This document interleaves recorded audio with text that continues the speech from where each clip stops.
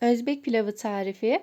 Özbek pilavımız için ilk olarak pirincimizi 1 saat boyunca kaynar suyun içerisinde bekletelim. İçerisine birazcık da tuz ekledikten sonra pirincimizi güzelce ıslatalım en az 1 saat olacak şekilde. Daha sonra pirinçlerimizin beyaz suyu gidene kadar güzelce yıkayalım. Doğramış olduğumuz 500 gram dana ya da kuzu etini ısıtmış olduğumuz tenceremizin içerisine alacağız. Benim Kurban Bayramı'ndan kalan kendi eti vardı, etin kendi yağı vardı. Onu kullandım içerisine lezzet katması açısından. Yoksa tereyağı ya da sıvı yağ ekleyebilirsiniz. Bu arada değinmek istediğim bir şey var. Eğer etiniz çok sertse düdüklü tencerede önceden bir yarım saat etinizi haşlayarak ya da bir çay bardağı suyla pişirerek güzelce etinizin yumuşak olmasını sağlayabilirsiniz. Ben tenceremde etim suyunu çekene kadar üzerine bir su bardağı su ekledim ve etim suyunu çekene kadar öncelikle yarım saat pişirdim. Şimdi soğan doğramış olduğum soğanlarımı ekliyorum etimin üzerine. 1 yemek kaşığı tereyağımı ekliyorum. 2 tane de havucumu uzun uzun dildim. Onları da ekliyorum.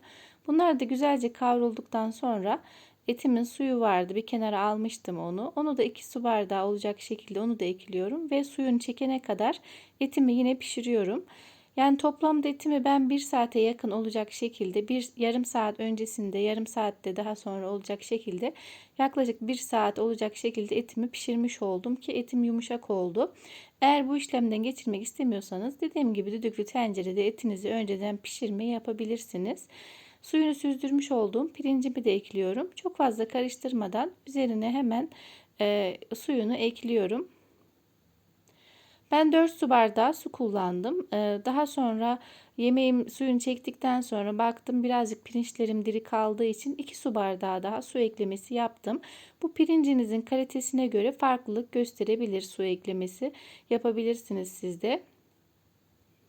Baharat olarak ise kimyon, karabiber ve birazcık da zerdeçal ekledim. 1 tatlı kaşığı tuzumu da ekledim. Ve bir baş sarımsağımı da yemeğimin ortasına lezzet katması açısından koydum. Ve altını son ayara kıstım. Yaklaşık 20-25 dakika boyunca en kısık ateşte yavaş yavaş suyunu çekmesini sağlıyoruz. Pirincimizi kavurmadığımız için diri kalmaması için çok yavaş çekmesi gerekiyor suyunu.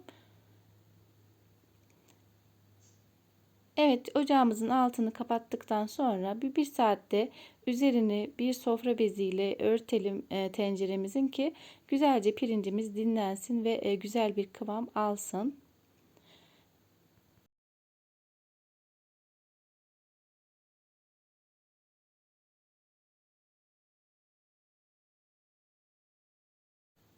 Evet, yemeğimiz dinlendi. Şimdi servis yapabiliriz. Eğer videomu buraya kadar izlediyseniz beğeni ve yorum yapmayı unutmayın. Kanalıma hala abone değilseniz abone olup ücretsiz bildirimleri açarsanız videolarımdan haberdar olabilirsiniz. Yorumlarınızı ve önerilerinizi bekliyorum. Bir sonraki videoda görüşene dek Allah'a emanet olun.